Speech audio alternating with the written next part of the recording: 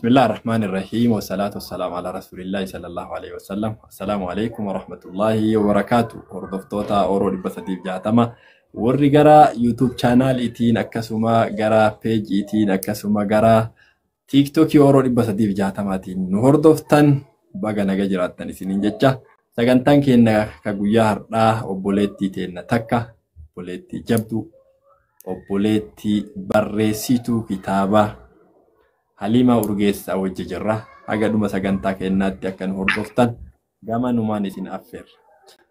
Dura dursoo Halimaadhaan wal isin barsiisuudhaaf eenyummaa isii sagantaa keenya kanumarraan jalqabna. Warri asin dura Halimaa beektanis dinqisiifattanis ta'e warri har'a Halimaa argaa jirtan qalbiidhaan nu hordofaan isiniin jedha. Halimaa duraan dursee yaamicha kiyya kabajitee Oromoo 360 irra argamuudhaaf galatoom ulfaadhu anaa dhufu si jedha. Anaa isinillee galatoom ulfaadha isiniin jechuudha. Ayyee kabajamii mee Halimaan eenyu sagantaa keenya jalqabuuf jecha mee Oromoon akkasi barattutti Halimaan eessatti dhalattee eessa guddattee intala eenyuti eessa barattee kana barayyuu mee seenaa dhaloota keetii irraa haga tokko nuyi. Hayyee galatooma ulfaadha isiniin jechuu barbaada. Dursa irratti hawaasa keenyaa warroonni mana Oromoo 360 jala jirtan assalaamu alaikum warahmatullahi wabarakaatuh isiniin jecha. Ani maqaan kiyya Halimaa jedhama. Halimaan Urgeessaati. Urgeessaan Kadi'aati. Bakki dhaloota kiyyaa Arsii Nageellee baadiyyaan kiyya ganda Bombaa Sooreejjiiti. Bakki itti baradhes achuma ganda Bombaa Sooreejjiiti. Kutaa tokko haga 4 achitti baradhe. Achirraa manneen barnootaa jijjiirataati ka baradhe. Hayyee Halimaan akkuma nama kamiituu dhalattee barattee har'a sadarkaa jabaa biyya namaa keessatti seenaa addaa galmeessite. Mee Halimaan barnoota isiitiin haga kutaa meeqaa yookaan yuunivarsiitii yookaan haga kolleejjii hagam baratte? Halimaan haga kolleejjiin baranne haga kutaa 10 baradhee jira. Haga kolleejjii deemnee sanis haaluma jireenyaa garaagaraatiin adda kutee gara biyya ormaa kana dhufe.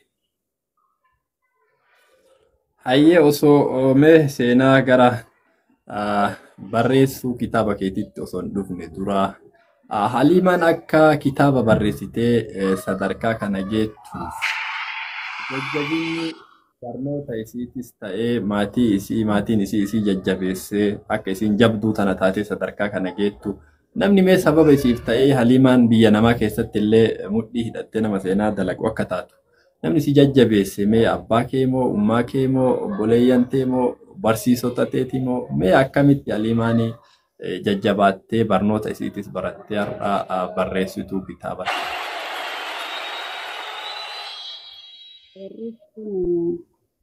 Dhugaadhaa namarraa keenya fudhachuu ni danda'ama. Ani ammoo kitaaba barreessuuf kana gargaaree rakkoodha. Rakkoo keessa darbitu kitaaba akka barreessee namoota biraatiif fakkeenya akka ta'u kana taasisee rakkina hedduu keessa qaxxaamuraa waan dhufeef rakkoon mataa isaa barnoota waan ta'eef maatii irraa dhaladhe caalaa kan akka kitaaba barreessu na taasisee rakkoo fi dararaadha. Hayyee rakkoodha yoo jettu dhuguma namni seenaa isaa hundinuu osoo barreesse waan addaa tokko qaba waan guddaa qabdi seenaan namaa namni hunduu keessa waan hedduu keessa dabra. Mee Halimaan kitaaba barreessuu yeroo barnoota keessa jirtu yaadaati turte moo dhuguma haga chaalenjii barnoota fixee chaalenjiin jireenyaa kun hedduun isii mudate kitaaba barreessuu yaadda? Ani chaalenjiin akka namaa guddina keessa waan dhufee miti. Akka kiyyatti chaalenjii akka waan garaa haadha kiyyaa keessa natti eegaleetti ilaala. Inni dhaladhee baatii 8 ummaatti jaanadda bahee. Gaafa lafaa ol ka'ee barnoota seenaa na mudatu hundaa nama barreeffataa lafa kaa'ee haadha kitaabatti jijjiiredha. Malee waan chaalenjiin addunyaa kana irra dhufanii jireenya gaarii ganama dabarsanii galgala nama dhufanii miti chaalenjiin na biratti. Okay. Yaa walaloo kan kee tokko irratti illee guyyaa eebba kitaaba kan kee riyaaditti eebbiftu akka dhageenyetti akka haadha tan teetiin dhalattee baatii 3tti gargar baate haga ammaatti bakka isaan jirrellee akka hin beekne walaloo kan keessan irraa hubadhe. Mee maaltu mudateeti haadha teetiin baatii sadiitti gargar bahuun maalirraa? Haati namaa tamoo yoo ofiillee haadhallee ta'ee hin argine silaa sadarkama haadha ta'u irra jira.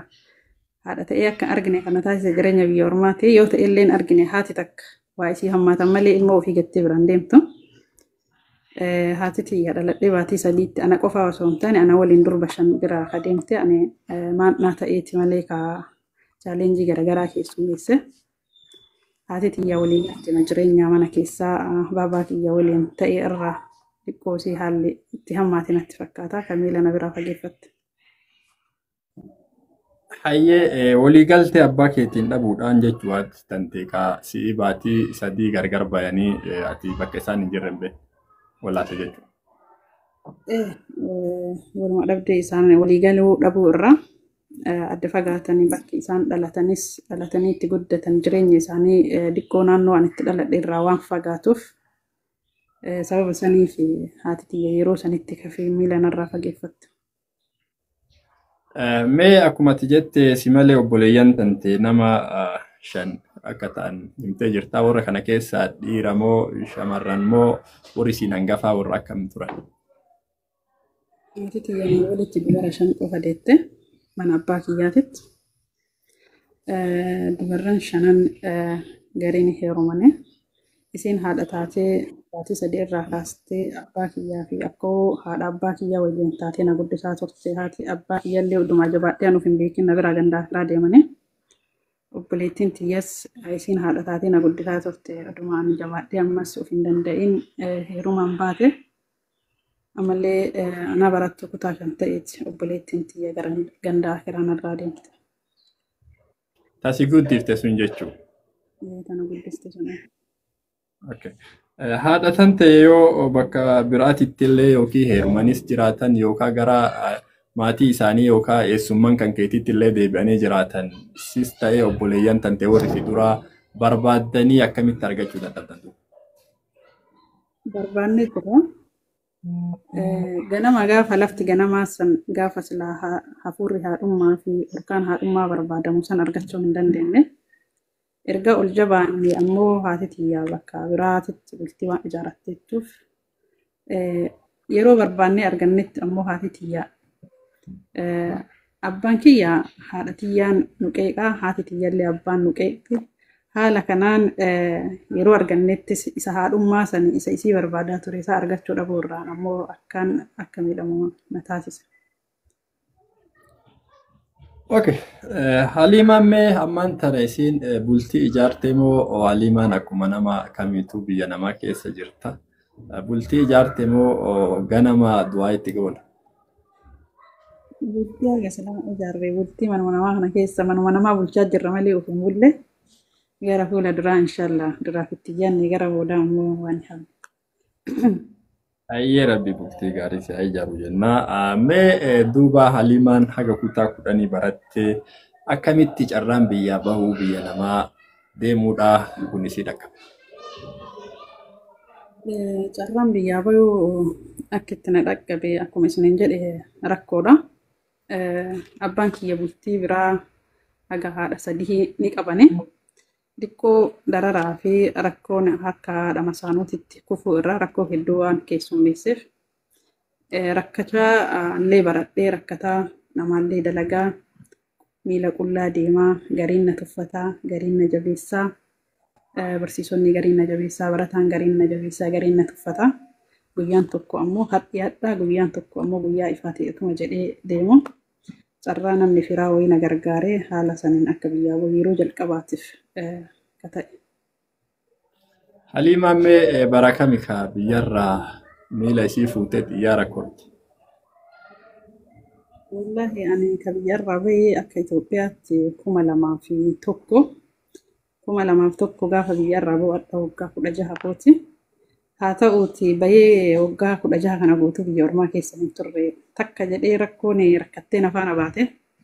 Akkuma biyyaa baheen qaamaanillee qadhoodhaa umriinillee ijoollee waan ta'eef sunnoon daladdi jedhanii tikeetti mana fidatanii bahee sana deebisan biyya Kwaatar dohaa seene. biyya si deebisan jechuun yeroo jalqabaatiif. Akkuma dhaqee dhufee mina deebiste haraama nutti taate yookaan ijoollee zayitii najisitti itti fuutee tuma ganna deebiste. Achi booda waa akkamiin gara biyya Saawud Arabiyaa seenu? Achi booda karaa dheeraadha dubbichi karaa dheeraadha achi booda illee baddaalanti yookaan dallaalli an irraan deeme nama gaarii takka Ruqiyyaa jedhamti Ruqiyyaa Muhammad ijoollee dhalattuu Wallagga lixaati. Ofitti na fuutee bira na keetti waggaa lama Finfinnee jiraatti. Ofitti na fuutee isii bira waggaa lama erga taa'ee qaamallee dabaladhee diqqoo waggaa lama booda erga umriillee ol dabalee booda fuutee biyya Kuwait na ergite. Biyya Kuwait illee seenee baatii torba yoo ture jedhu intala Amaaraa takkaan wal'aansoo wal qabanne mana keessatti. Isiin illee mana ati keessa jirtu kana keessa dalagdi jechuudha. Isin biyya galuu heddi jedhaniiti akka gaafa an dhaqu an afaan illee hin beekuuti. Afaan illee hin beeku mana san keessa daladde waggaa 4 akkas daladdeetti. Erga seenee jedhee mucattii akkan waan ilaalte Oromoo ta'uu kiyya na beette. Oromoo ta'uu kiyya jettee kiyya achi gaalla minaa maxxaati jette. Gaallannaa zimbi bayya bootaa yaarfaal maaltu mana keessa fiide jette wallaahi akka waa isii bira dhaqee. Hedduu rakkoo hedduu booda baatii torba erga ture. Walmiine mana keessa gaafa tokko warri karaa deemanii seenaan kun akkaan dheeraadha. Seenaallee barsiisa jedhee yaada. Namoonni seenaa kana dhageeffattan yeroo kamuu biyya namaa keessaa biyyaa ba'u warri yaaddanii fi warri biyya namaa keessa rifaara biyyaa baatanii jirtanii biyya ormaa keessa rakkoo hedduu akka nama mudatu akka biyyaa yaadanii baay'asan dubbiin akka hin taane akka hubattaniif isinii ibsa qaqqabee. Uleen tun ulee akkaan barbaachiftuudha. Waan kitaaba kana keessatti illee argattan jechuudha. Mucayyoon Amaaraa sun sabaan Amaaraa taate ijoollee dhalattuu Wallooti. Hedduu mana keessatti rakkisaa turte. Maatiin bira dhaqees sa'a sanitti akkaan maatii gaariidha. Akkaan nama rarfatanii na jajjabeessanii. Akka isaan nama rarfatanii na jajjabeessitu irraallee argiteeti haa ta'u hin beeku. Haa ta'uuti Oromuma kiyya qofaan sirriitti narratti ka xiyyeeffatte. Yoo waa jettu hundaa gaallaanaan jetti waa hundaa jettu gaallaanaan jetti gaafa tokko garaan qurxiin qabne xilaata abbaatii jecha kana naan hin jedhin jedheen. Lammata deebitee jecha kana yoo naan jette wardi karaasas jedheen anillee ni jedha amal nagoota naan jette yoo jette waan si godhu walitti agarsiifna jennee walitti qaboo walii qabanneetiin. Gaafa tokko warri karaa deemanii guyyaa lamaaf akkas karaa deemanii aniif isiin qofti mana keessa walitti hafne. Bakki bullus tokko kifiliin kennas tokko. Oduma akkasitti mana keessa waliin tennu ganama subii ka'ama naannoo salaata fajrii Allahu akbar yeroo jedhamuun biyya sanitti hojiin ni eegalama. Yeroo ka'ee ani uffata tokko su eegale ijoollee dhiiraa dalagaan deemtu iddoo tokko sun anchi gallaas takaakkalees tokkisiinaan jette dhuftee afaan isaaniitiin. Jalumaan cadhise warri illee mana hin jiru ani umriin kiyyas yeroo sani akka hadhaa kanaa miti ijoolleedhaan sodaadheen isin furdoo tokko sodaadhee osuma akkasitti cadhisee laalu. Deebinaan deebistu jettee deebisuu fi didee fiiddeema tokko shaafuutee akkas fuulatti na qabde. Achi jalaa fiigeetiin harkaa dhiite. Qalloollee waan ta'eef harkaa dhiitee lafaan dhahe. Anchi zimbinnaa gaallaa bayya bootaa yaarfaal isin naan jennaan qoyaasaa yishaalloo gaallinnateen jedhee gadi butee haada ma tokko shaa lafaa futee itti dhiise ma tokko shaa ofirra marsee gatti dhiise. Yeroo gatti dhiisuu isin akkasana jalaa jette dhaqee doolaaba uffata keessa kaayan kun burcuqqoodha dhaqee doolaaba lafa akka gadi naqee ma tokko shaan uffataan tokko san. Gaafa kanan maarree achi anis ni rifadhee isin illee ni rifatte wanti hiiqaa warraa ni caccabee oduu aniif isin mana keessa walariin booda isin jabaattee mana keessa nariinaan fiigee mana dhiqataa jalaa seene. Mana qaama itti dhiqatan jalaa seenee warri illee mana hin jiru balbala natti tumte jalaa banuu dide. Yoo dhiqqaate naannoo sa'aa tokko waan ta'a balbala natti tumte. Amma intalli tun dhiisaan jirtu mi jedhee du'aaf fujaan fudhataniiti. Shintibeetii keessa saamunaa paawudeera uffataan dhiqan kana jira fuudhee bishaanitti buusee lafatti gadi naqee akkasitti lafatti ragee bishaan itti naqee jalaa banee balbala jala dhaabadhe. Mucaan tun furdoo waluma seentee ol fuudhamtee keessa lafa dhoofte. Yoo isii ol fuudhamtee lafa dhooftu irra tankaarfadhee tuma biraa gadi bahee burcuqqoo caccabisan fuudhee hoo'u jedheen gaallaa ta'uun kiyyeessa kana. Asirra dudda kanarra ni waraane seenaan dheeraadha akka kiyyeessan hin ta'ina gaafa aartan uf qabbaneessaa jechuuf hin malee akka an ta'e san ta'a jechuun fi miti hadhi garuu akka kaleessaa san miti hadhi jijjiiramatu jira. waan daraan ana rakkoo hedduu keessummeessee si'a lammaffaa biyya sanitti deebi'e isin illee waan karaa natti cufuuf hidhattee kaateef badee balleessaa san murteeffadhee waan san godhe malee isin barsiisuu barbaadeeti miti. Erga waraanee burcuqqoon caccabisu anallee harka kana keessatti illee na saabatee dhiinni isii irraa natti faca'e illee uffata kiyya ni balleesse. Rifadhee yeroo jalqabaatiif taateen akkasii ta'e waan ta'eef gara balbalaa gadi bahe. Gara balbalaa gadi bahee otumaan dhaabadhuuni balbala warraa haxirii akkana baneeti lafti ganama subiidha balbala irraan dhaabadhe. Uduma dhaabadhu qilleensi fuudhee balbala duubaan natti cufe. Amma waan godhuun wallaalee haxirii duuba jiraa bilbili namaaf laatamoo bilbila hin qabu bilbila manaatiin gara biyyaa bilbilanna. Balballi fuudhee na cufnaaniin dhiinni harka kiyya keessaa bahullee akkaan mataa waa akkas na godhee bahee deemuu eegale. Utuma deemuu mana warraa irraa fagaadhee manni warraa kun guutuun daalachaa yeroo jalqabaatiif balbala irra gabbahee mana wallaalee booda zeoree deebi'uuf. Itti dhiiseen deeme usuma deemuu achi fagaadhee booda uf dadhabe. Uf dadhabee makiinaa wayitii erkadhee ciisee taa'e. Utuma taa'uu hirmina fudhatee makiinaa san jala rafee. Saratanyaan Filippinii warri gabaabduun tokko makiinaa dhiquuf gaafa gadi baatu bishaan waan walitti gadi nannaxxee yoo akkana na laaltu makiinaa jalatti ani makiinaa jala rafa. Bishaan illee achuma gannan naxxee rifattee iyyitee warra natti waamte. Warri yoo waan du'eeru seeyanii bilbilanii poolisiin awwaaman. Ani yeroo jalqabaatiif an poolisii biyya keenya karaarra deddeemu malee makiinaa poolisiitu argee hin beeku waan ta'eef cadhiseetumaan ciisee ilaale. Ka'inaan jedhanii an afaan hin beeku. Ka'inaan jedhanii afaan hin beeku cadhiseetu akkas ilaalee of dadhabeerallee waan ta'eef. Amman dhufee namichi tokko akkasin lafa onna kaasee makiinaan poolisii kun yoo diqqaate 10 ta'a bish jedha. Cadhiseetuma kan lalle fuudhanii makiinaa keessa na seensisanii. Nama ajjeefteetti jedhanii gaatii uffanni kiyyallee dhiigaa harki kiyyallee dhiigaa anis rifaatuun qaba uf wallaalee fuudhanii naan deemanii mana hidhaa na geessan.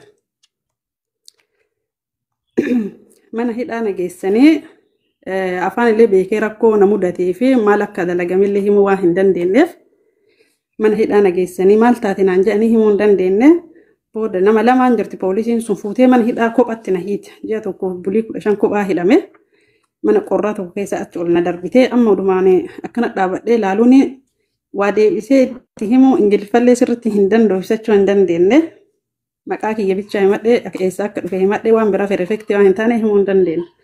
Nama ajjeesteetti akkanuma biraa deemnaa tokko na cufee deeme tokko ammoo gurraachuu wayii as garagaleeti nama ajjeesteetti hin beetti beekaa jedhisaatti malee jedheeti ulee gurraatti wayii akkana asirra buuftatee asirra na dhahe.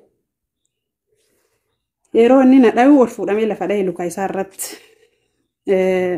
Kifilima na itti seensifanii akkan ijoollee teenna ijoollee Oromoo hidhaniirani. Mucayyoon takka Samiiraa jedhamti dhalattu ijoollee Adabbaati. Samiiraa eenyu akka taate maqaa isii hin beeku yerootti maqaa isii Samiiraa ta'uu bichaa beeka. Nama kenna ajjeesanii jecha isiin jechuu bichaan argee luka isaa irra kufee tasaasanii torban tokko booda obbeeke balbala na cufanii deemanii akkasitti luka isaa irra kufee luka na jalaa fudhatee deeme namichi. Ijoolleen iyyitee Samiiraa sarrabbi jazaa isii haa deebisu nama sigaaraa fayyadamuutii dhoositee laayiterii dhoositee achi keessa fayyadamti mana hidhaa keessatti. Laayiterii elektirikitti qabsiiftee lubbuu kiyya hambisuuf jecha balbala irraa banuu didan tumtee booda haga of beeke natti himanii. Elektirikitti yoo isin laayiterii qabsiiftee manni hidhaa dhadhaa jedhu Kuweet irratti jechuudha iddoon taateen kun. Booda dhufanii balbala bananii ijoolleen achi keessa yaasanii anallee mana yaalaa geessanii. Baada torbee tokko booda of beeke deebi'ee mana hidhaatti na deebisanii ji'a tokko bulii 15 kophaa kiyya na hidhan haga dhimmi kiyya qoratamuuf seenaan kiyya akkaan dheeraadha. Kana fakkaata. Sagaleen keessan hin jiru. Warri ati bira dhufte sun haga ammaas hin barbaanne jechuudha. Haga torbaan tokko sanillee. Paaspoortii harkaan qabu maqaa himachuu hin dandeenye. Torbee isaa tokko 15 booda erga mana yaalaa turee bahee booda dhufanii maqaa kiyya mucayyoon akkas taate sannaaf faana dhaabatte Samiiraa sannatti fidanii maqaa kiyya guutuu na gaafatanii erga himadhee kompiitera keessa barreessanii wanti hundi ol bahe kompiitera keessa maqaan kiyyas warris lakkoofsi isaaniillee ol bahe san booda deemanii imbaasii Itoophiyaa irraa nama naa fidan. Yeroo fidan akka Oromoon bakka hunda argamtuu miti warri dhufe Amaaraadha. afaan amaaraa hin beekuma jedhee jalaa dide. Qaraa afaan amaaraa kana waa hin nagaheeti. Warra amaaraa kana waa hin nagahee yoo na gaafatan hin danda'u jedheen afaan amaaraa. Akkamsi goonara jedhan hin dandeettu amaarfa hin danda'u. Afaan oromoo hin beeku. Inni oromiyaa alaaqim jedha inni amaarinyaa alaaqim jedheen. Akkasittiin ammallee mucayyoo Samiiraa san fuudhanii eenyuun si waamne isii san wanaawamaa jedhee ijoollee hunda keessaa mucattii qalxee takka. Isii san naawamanii booda isii narraa dubbattee maali akkamitti akkana taateenna akkana jedhee san booda warra bira dalagu bira naa bilbilan. Yeroo bilbilan mucayyoon tun gaafa dhuftu qaamni isiin guutuun dhiigaa nama ajjeeftee baatee akkamii afaan hin beektu jennaan. Lakki mucayyoon nama gaariidha. Saratanyaa biyyaa keessanii waliin mana keessa wallotte. Isin nama rakkoo qabu miti nama ijoolleedha. Saratanya mana bira jirtutu saratanya na bira gadi teessisnee jettee ragaa naa baate arabtitti rabbi jazaa si yaadeebu. Baada sana yoo barbaadde naa haa deebitu yoo barbaadde biyya haa galtu jettee achitti deebitaa jennaan lakki mana sanitti hin deebuuti aniin tun nama miskiina hojjedhee hojii jiruu barbaada. Mana biraa jijjiiradha na haa eeyyamtu jedhee mana biraa siin jijjiiru naan jette. Erga mana biraa siin jijjiiru jette biyya galtaadhe jennaan du'u irra biyya galuu naa wayya jedheen. Hayyee jedhee kun nama darartu tana ofirraa baasuun dandeettu ture. Araboonni saratanyaa afaan beektuuf hojii beektu ofirraan baaftu akka hooyyee. Warruma haarawaa san haga inni rakkatullee leenji'ee bakka isii san fudhatee isii galchiti malee saratanyaa haaromni haga isiin mana san qabuu dandeettutti saratanyaa turte ofirraan hin baaftu. Okay, seenaan kun waan ajaa'ibaati. Kun rakkoma obboleeyyan teenne hedduu irra ga'aatiin ture dhugaa rabbiiti. Mee Samiiraan bu'aa bayii kana guutuu keessa baatee akkasumatti biyya itti dhalatte maatii dhalatte keessatti masaajidaaf madarasaa ijaartee sadarkaa eebbisanii masaajidaa amma akka gaariitti uummanni itti gammadee itti salaataa jiru keessa jira. Mee kana hoo akkamitti jajjabina ka ofiifuu dararaa ganaa keessa dabarte akkamitti nama uf callaa ta'uu baattee akkasitti hawaasa keetiif yaaddee masaajida ijaaruu fi madarasaa ijaaruu akkamitti geette mee gara kitaaba keetiitti illee dhufna. Kun cuftuu seenaa kitaaba sadarkaa san wanti nageesse akkuma isiniin jalqaba isiniin jedhe rakkoodha. Uduu naannoo san imaanni jiraatee namni sodaa rabbii qabaatee namni wali hin qoodu. Haati takka yoo hin jirre ilmoo sanis akkuma haadha ofiitiin ilaalanii guddisanii. Abbaan gaaddisa malee abbaan haadha namaa hin ta'u warroonni sagalee kiyya dhagaa jirtan ka dhiiraa haa ta'u ka shamaraa bultii gaafa ijaarattan bultii keessan jalqaba itti yaadaa ijaaradha. Erga ijaarattanii ilmoo godhattanii ammoo aarsaa ofiin kaffalle ilmaan keessan hin kaffalchiisinaa jedhee dhaamsa isin dhaama. Ani wanti kana na taasise naannoon sun naannoo dukkanaati barnoota idileetiin illee akkaan barnoonni ni jira manni barnootaa ni jira nurraa faffagaataa galaanni bakka lamaan jira gara gadaanullee dhaquuf galaana ce'anii dhaqanii gara olaanoon illee dhaquuf galaana ce'anii dhaqanii namni kamuu barnoota mana barnootaa idileetu seenuuf jabaatee horii tissee hoolaa tissee sangaa tissee haadhaaf abbaa tajaajilee erga galaana san ce'ee deebi'uu danda'eedha mana barnootaa seenu. Maatiif ammoo akka namoota biyya Arabaa kana maatiin fidaa nama hin deebisu. Sababa saniif jecha masjiidnis yeroo jalqabaatiif hin jiru ture naannoo san akkaan ganda qullaa ture. Uduu imaanni jiraatee wal jibbaan hin jiru wal dhibbaan hin jiru jedhee gaafuma lafaa ka'u abbaan kiyya qe'ee keessatti masjiida xixiqqoo citaa kana keessatti darasaa galchaa waan wanna jedhuuf gaafa tokko yoo rabbiin riskii wayitiin na uumee jiraate masjiida ijaaraa waan jedhu karoorfadhee waan qabuuf galgala irra garuu rabbi na milkeesse seenaan isaa xiqqoollee ni dheerata. Yoo na eeyyamta isin tabsiisa xiqqoo jedhe. Itti fufi kun seenaa hedduu guddaati. Ani masaajida san akka viidiyoo irraa argetti Sheekh Abdurrahman Daawaa fadhaqanii achirraa ka du'aayii sii godhan argee masaajida hedduu bareedaa fi akkasuma madarasaanis yoo xiqqaate balbala afurii ol na fakkaata. Madarasaa gas ga'uu fi masaajida gas ga'u san kophaa kan kee ijaartee moomee garee ijaarattee qabdu waliin ijaartee moomee akkamitti masaajida saniif madarasaa sadarkaa saniin ga'uu dandeette yeroo namni mana dhuunfaa isaatu ijaarachuu dadhabe kana. Oduu gara ijaarsa madarasaa hin seenin seenama biyya ormaa kanatu sadarkaa saniin nagahee bakka dura jirurraa itti deebi'eetti isin goota. San booda arabtichi dhahee lafa na buuse sun ni zollomee jedhee tikkeetti narraa kutee baada ji'a tokko bulii 15 dhuunfa hidhamee deebi'eeti guyyaa 15 ijoollee waliin makamee ji'a lamaaf wayi erga hidhamee tikkeetti dhahee mataa keessa lafa na buuse san harka sannaa kaffalee tikkeetti kutee biyya na buuse. amma rakkoon lakkuu taatee biyya namaati si'a lammaffaa harka qullaa garagalee baatii torba dalageessan birrii 500 riyaala 500 namaa kaffalan ture enno 100 namaa kaffala akka Itoophiyaatti 5,000 akkas turte birriin yeroo sanii biyya gaddeebi'ee amma mana namaallee hojjedhu nama birallee hin ta'u jedhee abbaa kiyya bira dhaqee qatti jedhee bakkuma keessaa dhaladhe baadiyyaa ganda bombaa sooreejjii dhaqee abbaa koo takka na jiraachis takka na ajjeesi amma jireenya na hadhoofte jedheen biyya namaa hin deemaa haga kanas namni guddoo quba na qabu hin jiru yeroo barbaadee bilbilee fi maal taatee naan jedhan waan ta'ellee hin himadhu obboleewwan kiyyas namni amala kiyya beeku isiina guddiste sanii isiinillee na biraa deemtee ani nama waan tokko waan garaa kiyyaa itti himadhu dhabee hedduu waan rakkadheef fallii fi carraan an qabu abbama kiyya saniitti deebi'ee furmaata isa gaafachuudha. Takkaan ajjeetii takkaan jiraachise abbaa koo jedheen maal si akka ta'u barbaaddaani dhaladhee haadha tiyya waliin hin jiraanne biyya keessallee taa'ee gaafa ijoolleen akka haadhaatitti haadha tiyya jettu carraa saniin arganne waan ta'eef biyyi namaallee ni deemee rakkoon na biraa hafuu diddee yoon abaarteellee jiraatte naatuuf yoo abaaramtaniillee jiraattan dhiifama gaafadha an garuu maatii badhaa keessa bay'aa hedduu rakkadhe jedheeni booda abbaa kiyya lukarratti kufee kadhadhe ati abbaa koo haadha tiyyallee abbaa kiyyallee garanatti hin jabaatanii lafa harmee tiyyaa naalaa dhuqutee irra jiraadha biyyaa bahuun barbaadu jedheen biyyaa bahuun barbaadu jedhee abbaa koo kadhadhe abbaan koo na didaallee ture ati dubaraadha akkamiin lafa qottee jiraatta boru baatee heerumtaa barii jennaa ani heerumu ani dubara heerumu mitiin jedheen takkaa baradhee bakka ilmoon namaa geette ga'u hadha rakkadhee rakkoo irratti dhaladhe kana ilmaan kiyya irra guddisuu hin barbaaduun jedheen maal akkasii ta'uu barbaaddaree jedhee inni ka'ee dhaabannaan abbaa koo narra ejjettee hin deemin anuuf ajjeesuuf hin deeman jedheen yoo fala tokko naan kennine hadha galgala dhaqee kanan natti hin galtuun jedheen hayyee jedhee gadi taa'ee ofitti na qabee na sosobee maal akkasii ta'uu barbaaddennaan lafa harmee tiyyaa ka qotattu kana naa laadhu jedheen gahee haadha tiyyaa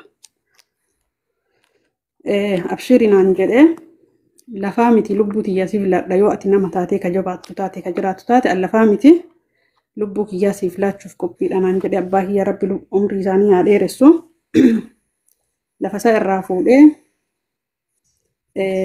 abbaan kiyya nama lafa hedduu qabu ilmaan illee akkasuma hedduu qaba sangaa jalatti kufee ka'ee akka jabaadhuuf innis cadhiseetuma na laale ni qotadha jedhee waan itti booheef fuudhee irratti qotadhe rabbillee na gargaaree lafa kuntaala 3 kuntaala 12 irraa naa baate lafti adda masgiidatti ijaaramte sun. Ufuma keetii qotte jechuudha. Ufuma kiyyaa qotee ufuma kiyyaa qamadii itti qotadhe jabaadhiin qotaa kalaas bara kanaa booda an ufumaa of danda'a zeritti mabicha naa kenni waan dhibaan an gargaariin jedheene sangaa akka dhiiraatti xamadee sangaan boyii keessa na buutaa lafarra na koffisaa qote bara san